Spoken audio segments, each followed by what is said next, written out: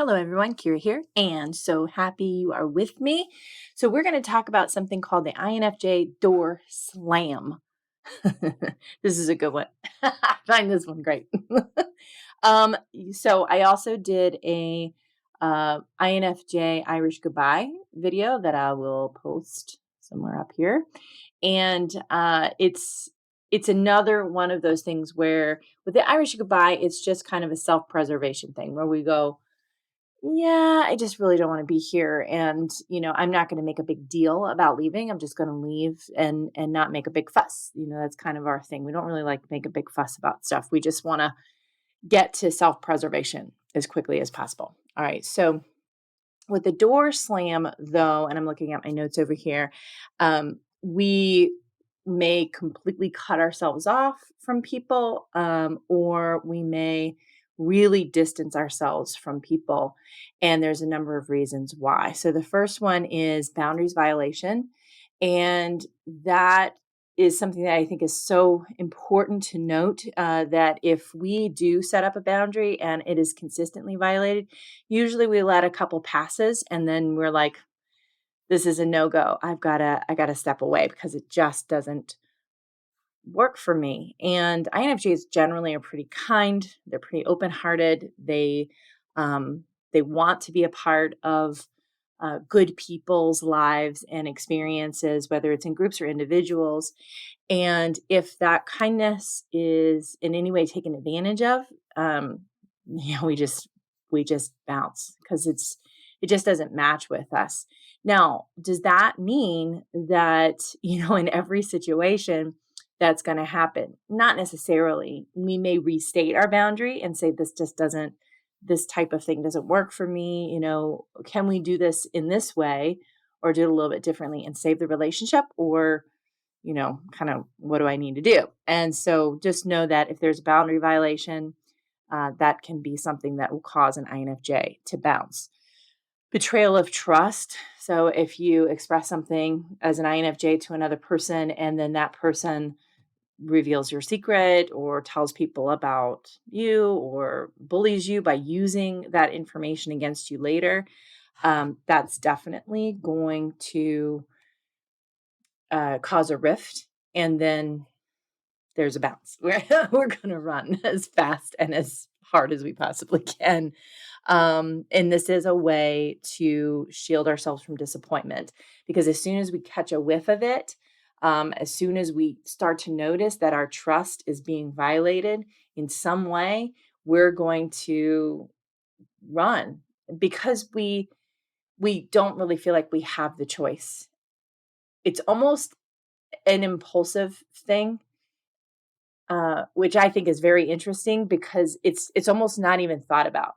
When I've had my trust violated in the past, it's almost like that person doesn't exist anymore in my mind. It's as if I just shut off from them, and I know that there are certain personality types in this world that are more prone to backbiting, gossiping. That's not really what I'm talking about. This would be a true violation of trust. You said, please do not say this to somebody. It is in the vault, and then they do it anyway. And so we could, at a light level, start to notice the red flags and then go, we're out. And you go, where did that person go? And the answer is that in some way, they have perceived something that you have done as a violation of trust. Okay, so as an INFJ, though, what we need to take in consideration there is, did they really violate our trust? Is that really something that's happening? Or are we hitting the bricks for no reason? And there's really nothing going on or nothing happening. Did we mind read? Did we story tell? Did we do that with them and not really know what was going on? Okay, emotional exhaustion. So INFJs are natural empaths, meaning we pick up on everybody's stuff. We pick up on their emotional state. We pick up on everything. We really do not miss a beat. And when we are feeling as though it's an interesting thing. An empath will feel attacked without anybody doing or saying a thing. And it's not the person's fault. It's not, the situation's fault, really. It's just a feeling that we have. And it's just because we're picking up on all this information. Now, if somebody has been traumatized as a child or when uh, younger as a teenager or whatever, we can kind of create that empathic nature in ourselves so that we're always looking for the person that could potentially harm us in any given situation. And so when we walk into a room, we can feel the person that's off. We just sense it. So that's just a general empath. When you're an INFJ empath, you also will pattern recognize and follow through the empathic feeling that you're having and go, that person is going to potentially attack me. Whereas a typical empath will walk in and go, something feels off. I don't feel right in this environment and I need to leave. And that's very, very common as well for empaths, regular empaths. INFJs just take it up a notch. We take it to 11. Okay. And that makes it a little bit more difficult for us to sit still in our seat, or sit still in a relationship and not feel that exhaustion from consistently being dragged down by other people's energy. And if there's not a reciprocation in some way where there's this natural give and take in a relationship, a healthy relationship, that you feel that you don't have that other person to rely on to release some of the feelings that you're experiencing, as well as just being somebody that's also there for you. Always being the person that other people rely on can be very exhausting and overwhelming. So if you're walking into a situation and you are a natural people pleaser empath or an INFJ empath, you're going to feel the pull on you, and it can feel just like it's too much. And that will make us door slam. And door slam is a very strong term, but it's so second nature to an INFJ. It's absolutely unbelievable. It's absolutely unbelievable how quickly we just turn off our emotion, our experience. Very similar to the dissociation video that I mentioned before. I'll put it up here. I did mention it before, but but I'll put that up there so that you can kind of see, have a good exercise for if you just kind of pop out of the body. I just did that one yesterday. Lack of authentic connection. This is very similar to that empath piece where it just feels like everything is very surface level. We don't tend to make relationships that are very surface level. We want to connect with people in a deeper way. And I don't know if it's really a door slam, but it's certainly a soft slam. It's definitely a soft slam when we just feel like our interactions are very surface level and there's nothing going deeper. Again, for some personality types, other personality types, that is so natural, so normal, so wonderful. And that's how they release, that's how they get clear in their mind about things, that's how they absorb information and all that kind of stuff. With INFJs, we don't want it. We want 10 levels deep. And that can be also a lot for other people. We recognize that as well. And so we know how we can be a lot. And so we know when we're not necessarily door slamming on the other person because they're doing anything wrong. We're door slamming on ourselves because we know that we're a lot. So we're not going to put anybody through that who's not really wanting to go on this journey with us, because for INFJ, it is a journey. It's a journey. So please know that if you have an INFJ door slam on you, it may not have anything to do with you at all. You are just being you, and you are super duper lovable in your you-ness. Okay. So let's see. And then finally, it is a self-preservation piece, where we prioritize our personal wants, needs, and desires often over other people, especially if some of these other things have been violated. I can't say that if one of these, the line is crossed, that would be the end. I can't say that. I can say if one or two, like three, definitely three, probably two. And I think the boundaries one and the value systems one. Those are going to be the highest ones that if something happened, like I am very keen on making sure that children stay safe. That is my thing. I was a guardian at Lightem in North Carolina, and guardian ad litem is a volunteer position where you go into the court system and you are the voice for the child that is being involved in whatever kind of, if it's a domestic issue, if it's a whatever kind of issue that it might be. There's a person there to help be their voice, and it's so important. It's such an important element because these children don't have the adult language, to be able to speak coherently and notably to people who are an adult. And so if you're a 5-year-old and you're asked to be in court to stand up for yourself, you need to have somebody that's going to be your voice. And so that is an absolute no. So as you're kind of looking at this, when I say value system, if somebody violates that, I am so done. I'm so done. And you might think, oh, well, that probably doesn't happen very often. Happened recently, where I was like, oh, door slam. We are door slamming right now.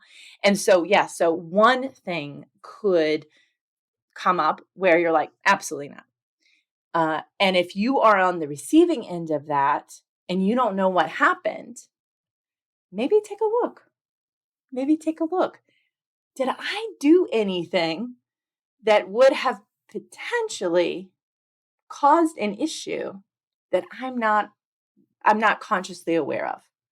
Did I do something? And that's just taking a moment of reflection for ourselves. The other thing is, as an INFJ, is taking a step back when something like that happens to say, is this a door slam moment? Or is this an experience that these people are having right now? They're in a trauma state, or they're triggered, or they have something going on with them. And then you go, okay, is this really something that I want? This person or these people or the situation really something that I need to have my self-preservation for? Or can I work with it a little bit longer? Now, I've been in situations where I've noticed these things happening, maybe boundary, maybe empathy, maybe some other things happening, maybe kind of surface level conversation, stuff like that. And it was fine. It was fine. It, wasn't really, there wasn't any big boundary violation, wasn't big stuff happening. And, I've chosen to stay, in situations in the past. And what I've noticed though, is that if you notice those, they're like yellow flags, those little yellow flags coming up. And then you go, oh, those are yellow flags. Okay, so I'm going to have some conscious awareness about it. Is it me? Is it them? Is it really anything wrong? Like Byron Katie, the work says, is this absolutely true? Whatever the story is that I'm making up in my mind. Or is there something else deeper here that I need to have awareness of? Am I starting to lose myself in it? Because that's the other thing that INFJs do, is that we'll meld to our environment for safety. And, am I moving too far away from my principles, my values, my goals, my desires, my dreams, the things that I want? Is this relationship taking too much away from me energetically because I'm just making that choice for it to happen? And if it is, then I go, okay, what do I want to do about it? Now, if it's a very light thing, no big deal, it's not a door slam moment for me. I'll just go, hey, what was that? Wait a minute. Like I feel like we're getting off track here. Or I'll do opposite things, things that are completely different from what the relationship usually thinks, because we also have the INFJ mask, it's a part of that melding piece where We present who we want the world to see and not who we actually are, because INFJs already feel a little bit weird as it is. So we want to feel normal. We want to feel like people get us and understand us. And if we're more like them, then we might not feel so weird. And so that can cause us to violate some of our own boundaries, some of our own things that I had mentioned. So it's something that to as you look at it, as you connect with it, as you understand it more clearly, you get to this place in yourself where you go, okay, am I wearing a mask? Am I telling myself a story? Is this really true? Is it absolutely true? And then finally, is it time to door slam? I've spent months in situations I have known were unhealthy for me. And when something comes to a head, it's like, I'm done. I'm done. I'm not doing this anymore. And sometimes the other people don't have any idea what's going on. So it's not about blaming them. They're making the choices that they're making, or the relationship, or the friendship, or the group dynamic, or the organization, or the church, or whatever. Everybody's just being themselves. This is just them. And so your boundaries, your things that you have coming up for you that would cause you to door slam are not the same as what they have going on with them. And so having some compassion in that regard can be really helpful as you move along. I certainly do not recommend that you stay in a situation that is unhealthy for you, even if it's you know, long-term relationship, a marriage, a friendship that you've had for years and years and decades. Taking into consideration your purpose in this life, and it may not be with those people. And so as you discover what your absolute no's are in your life, with your relationships, with your friendships, remember that we can get a little bit stilted and very closed off and closed minded about things too, and open up a little bit and see how it feels. And if it's too much and you don't like it, you don't have to like it. You don't have to do it. So as an INFJ, for us to start to broaden our expectations of the world, it might just be those kind of baby steps, that we all need to take to get and feel more comfortable. Because if we felt isolated and alone in the past, oh, honey, I get it. I have felt so isolated, so alone, so uncertain, so afraid. And so, as an INFJ, I completely get that. And if you are experiencing something like that, please talk to somebody. Please talk to a coach or somebody that you can connect with, you feel good with. And you might find that your body, mind, spirit experience can expand a little bit more. Let yourself expand a little bit more. I know that people can seem scary, and they scare me. They scare me sometimes too. But I also know that if I have in my mind the type of people that inspire me, that love me, that connect with me, that I can trust. I just got to spend this weekend with the people that I trust the most and that I love the most and who love me unconditionally the most. And I it's mind-boggling.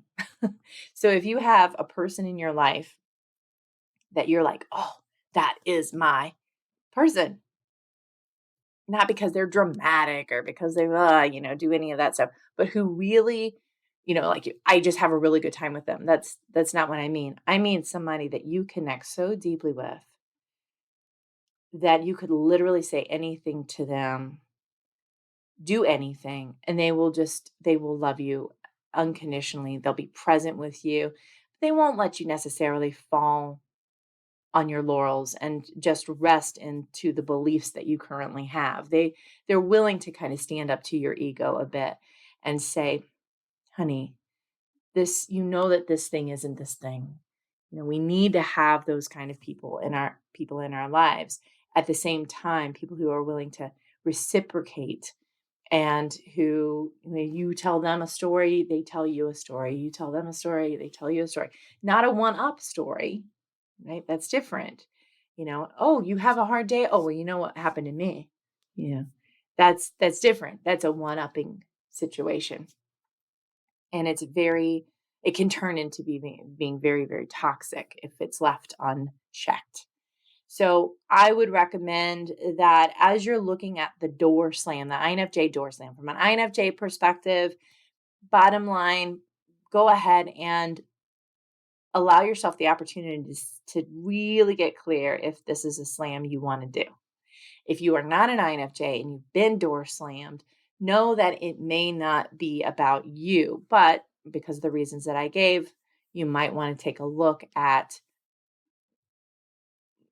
did something happen that you're just not really aware of, or it just wouldn't hit your own uh, boundary meter and it just wasn't something on your radar? We don't know.